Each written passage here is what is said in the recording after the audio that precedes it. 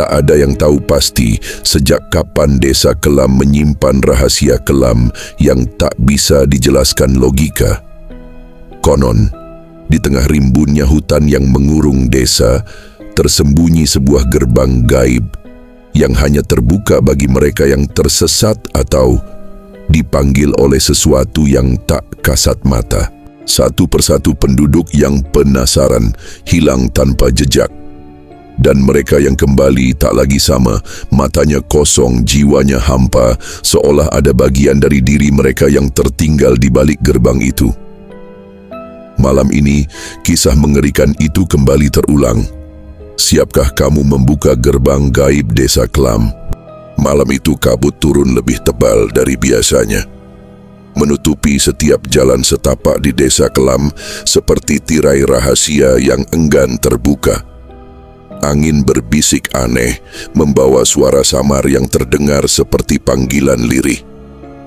Di sebuah rumah kayu tua di pinggir desa, seorang pemuda bernama Arga terbangun mendadak.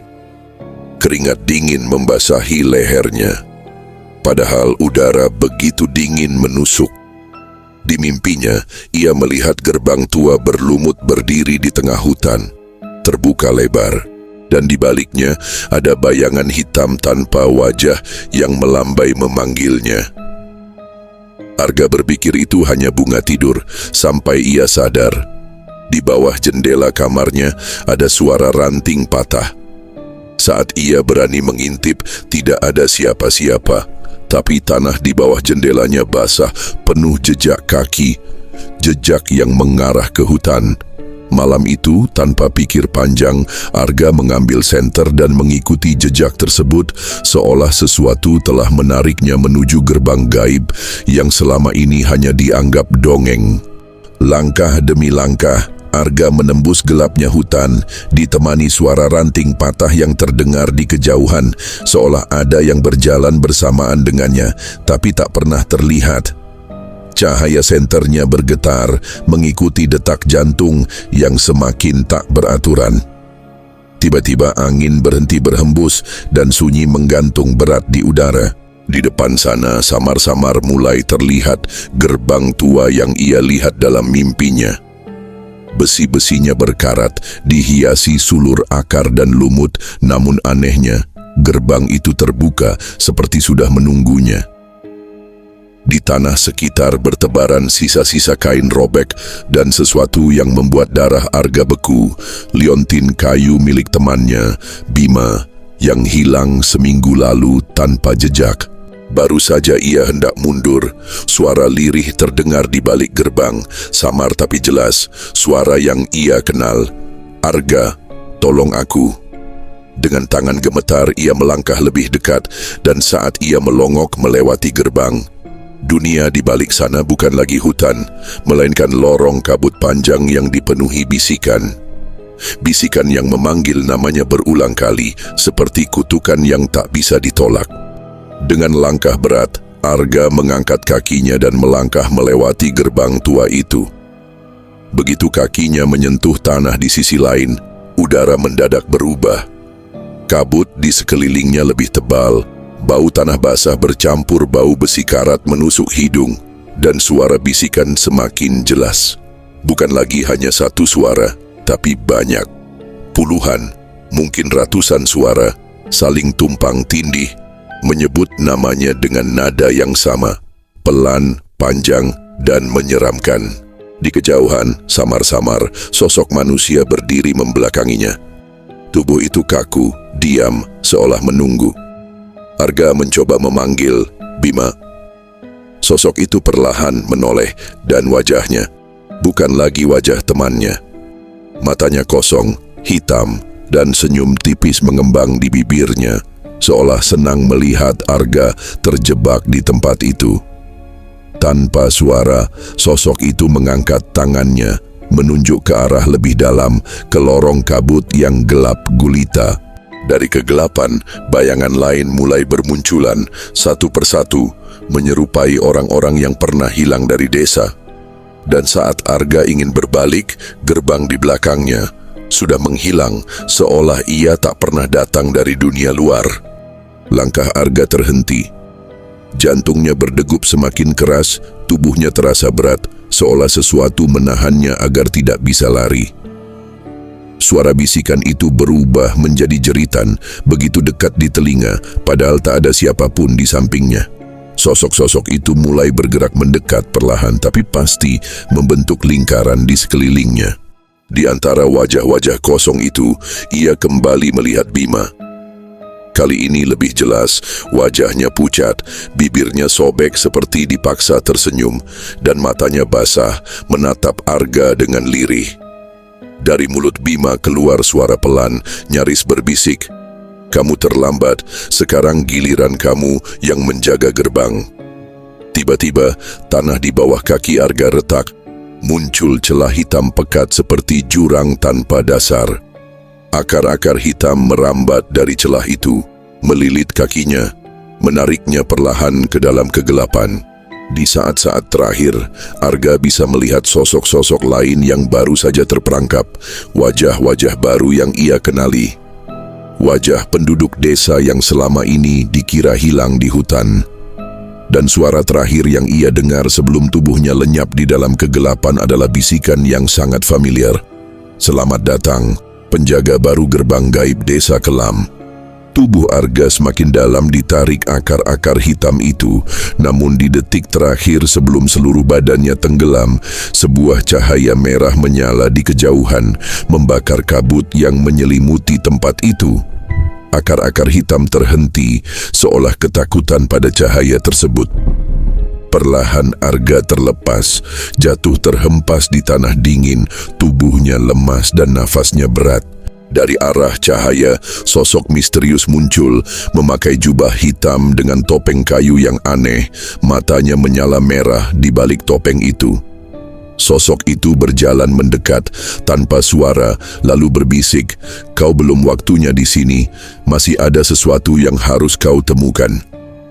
Dalam sekejap, Arga tersadar di tengah hutan, di bawah pohon beringin tua, tepat sebelum fajar. Di tangannya, ada sebuah benda asing, kunci besi tua berkarat, yang sama persis dengan bentuk ukiran di gerbang gaib tadi. Dan dari kejauhan, suara Bima kembali terdengar, lirih, seolah tertahan di dua dunia. "Arga, kembalikan kuncinya sebelum malam ketujuh." Malam pun berakhir, tapi bagi Arga mimpi buruk baru saja dimulai.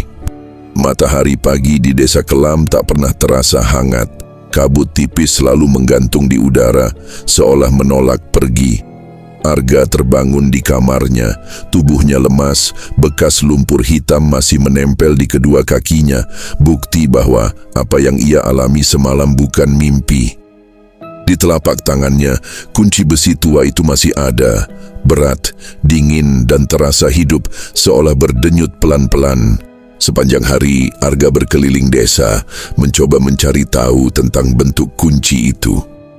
Beberapa orang tua yang melihatnya langsung berubah pucat, sebagian memilih diam, sebagian lain hanya bergumam lirih. Kunci itu seharusnya tidak pernah kembali.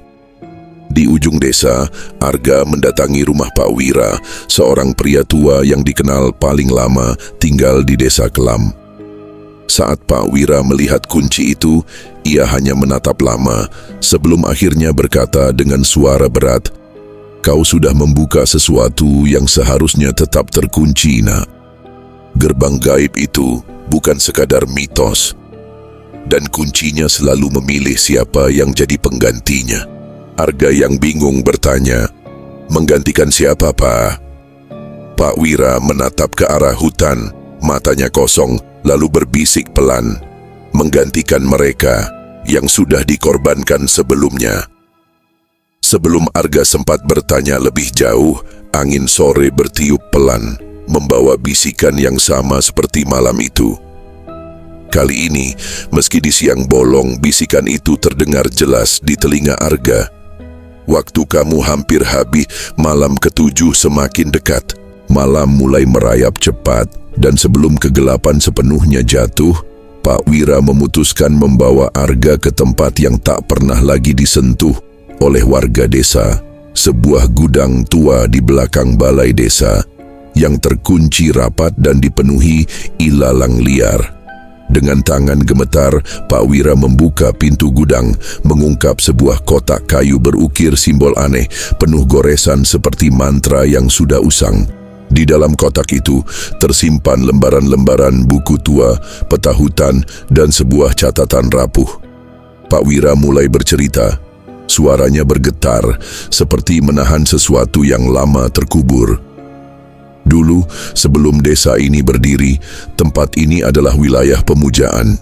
Mereka menyebutnya pintu antara, gerbang penghubung dunia manusia dengan sesuatu yang lebih gelap, sesuatu yang lapar akan jiwa-jiwa hidup. Setiap 7 purnama harus ada 1 jiwa yang dikorbankan untuk menjaga keseimbangan agar gerbang itu tetap tertutup. Dan kunci itu, Pak Wira menunjuk kunci yang masih di genggaman Arga, selalu muncul di tangan orang yang terpilih. Orang yang harus menyerahkan jiwa berikutnya atau menjadi korban pengganti. Arga terdiam. Kepalanya berputar, mencoba menolak logika yang tak masuk akal itu. Tapi semua mulai masuk akal. Hilangnya Bima, suara-suara aneh, dan kini kunci itu sendiri. Pak Wira menutup buku catatan dan menatap Arga dalam-dalam. Kau tak punya pilihan, nak. Jika sampai malam ke-7 kunci itu belum dikembalikan ke tempatnya, gerbang akan terbuka selamanya dan bukan hanya Bima yang akan terjebak di sana. Hari demi hari berlalu dan malam ke-7 semakin dekat. Arga tak bisa tidur, pikirannya dipenuhi suara bisikan yang makin jelas, seolah sesuatu dari balik gerbang itu semakin tidak sabar menjemputnya. Di setiap sudut desa, suasana berubah aneh. Anjing-anjing melolong sepanjang malam, burung gagak berterbangan rendah, dan kabut semakin tebal meski matahari masih bersinar. Pak Wira akhirnya memberi Arga peta tua yang menunjukkan sebuah lokasi yang tidak pernah ia sadari sebelumnya. Sebuah makam kuno terkubur di dalam hutan, tak jauh dari gerbang gaib. Di sanalah kunci itu harus dikembalikan, kata Pak Wira lirih, tapi jangan tertipu. Gerbang tak ingin kunci itu kembali dan mereka akan melakukan apa saja untuk menghentikanmu. Malam ke-7 pun tiba, angin berhenti, seluruh desa tenggelam dalam sunyi yang mencekam. Dengan kunci besi tua di tangan, Arga berjalan sendirian menuju hutan, menembus kabut, mengikuti peta yang digambar puluhan tahun lalu. Semakin dekat ia melangkah, semakin banyak bayangan samar bermunculan di sela-sela pepohonan. Tiba-tiba suara Bima kembali terdengar. Kali ini sangat jelas, seolah berdiri tepat di belakangnya. Jangan kembalikan kuncinya, Arga. Jika kau lakukan, aku akan benar-benar hilang. Arga terhenti, tubuhnya gemetar. Di antara kabut, sesosok bayangan mulai tampak. Samar, wajahnya setengah hancur, namun jelas itu Bima. Mata Arga berkaca-kaca, jiwanya terpecah antara menyelamatkan sahabatnya atau mengunci kembali gerbang gelap itu. Pilihan ada di tangannya, tapi waktu terus berjalan. Jam mendekati tengah malam dan gerbang mulai bergetar seolah siap terbuka, entah dengan atau tanpa kuncinya.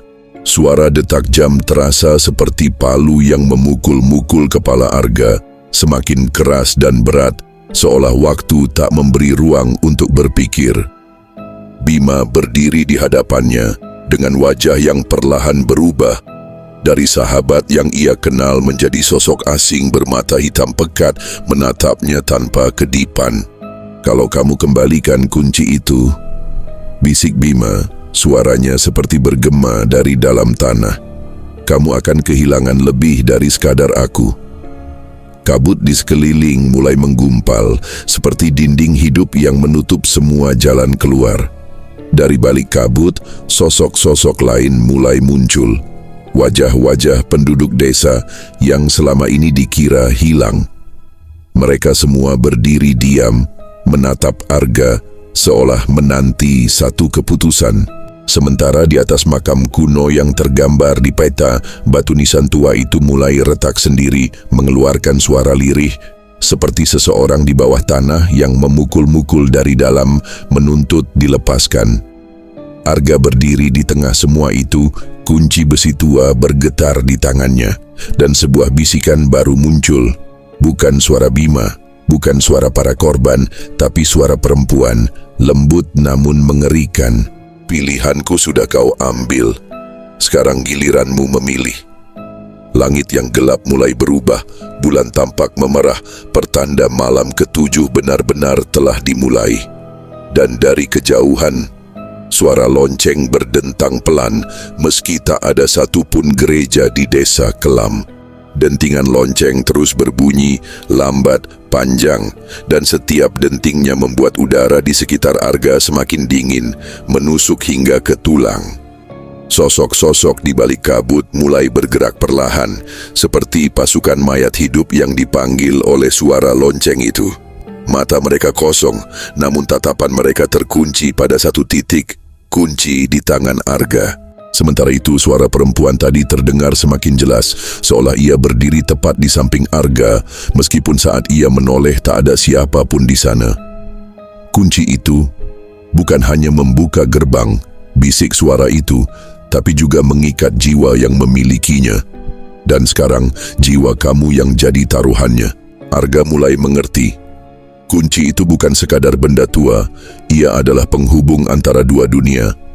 Dan pemilik kunci akan terus diburu sampai ia menyerahkan jiwa pengganti atau menjadi bagian dari gerbang itu selamanya. Tiba-tiba angin berputar kencang, kabut terbelah, dan dari arah makam, sesosok bayangan perempuan bergaun putih muncul perlahan. Wajahnya tersembunyi di balik rambut panjang yang kusut, tapi suara lirihnya begitu jelas. Akulah yang menjaga gerbang itu dulu, sebelum mereka mengorbankanku. Arga terdiam, perlahan menyadari bahwa kisah kelam desa ini lebih tua dari yang ia bayangkan. Perempuan itu melangkah mendekat, mengangkat tangannya, dan menunjuk langsung ke dada Arga. Jika kau ingin menyelamatkan Bima, maka kau harus tahu siapa yang sebenarnya membuka gerbang ini pertama kali. Suasana kembali sunyi, dan sebelum bayangan perempuan itu menghilang di balik kabut, ia berbisik sekali lagi, penuh ancaman. Waktumu hampir habis, Arga.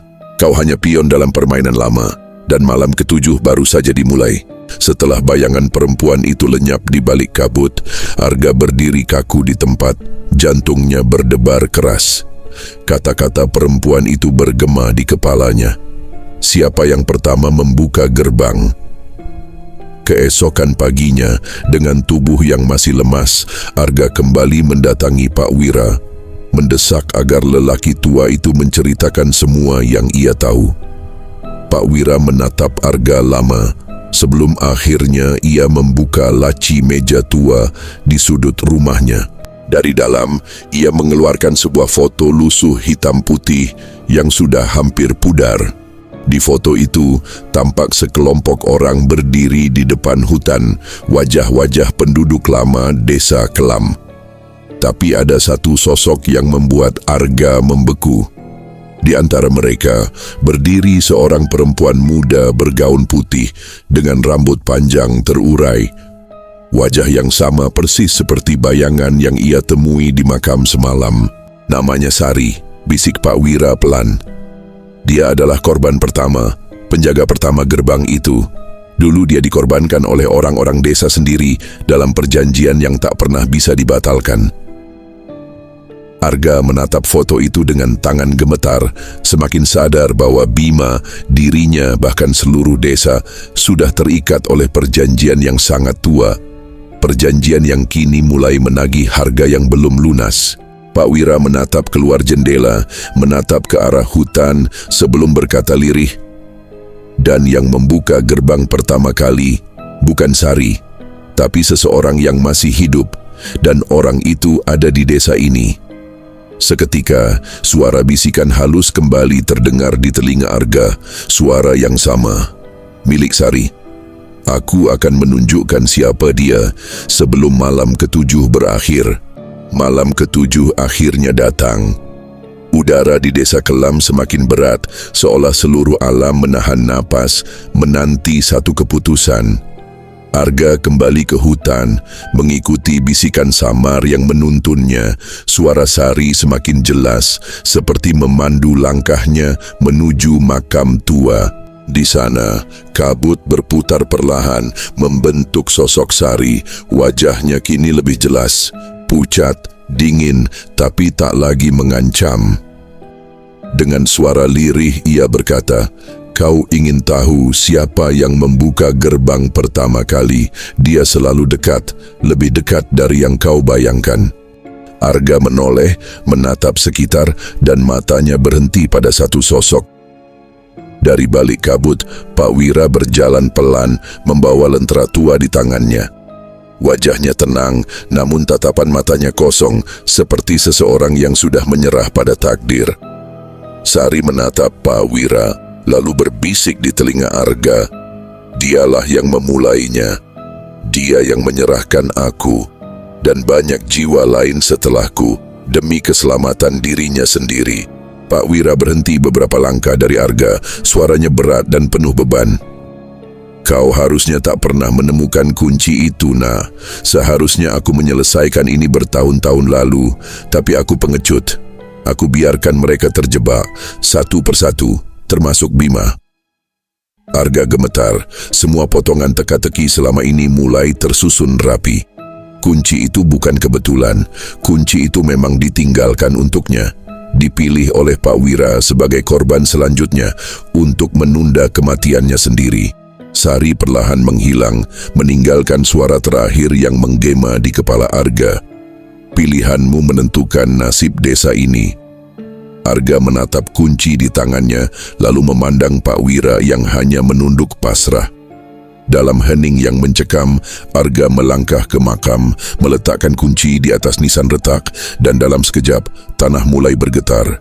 Akar-akar hitam keluar dari bawah makam, bukan mengincar Arga, melainkan melilit tubuh Pak Wira, menariknya perlahan ke dalam tanah.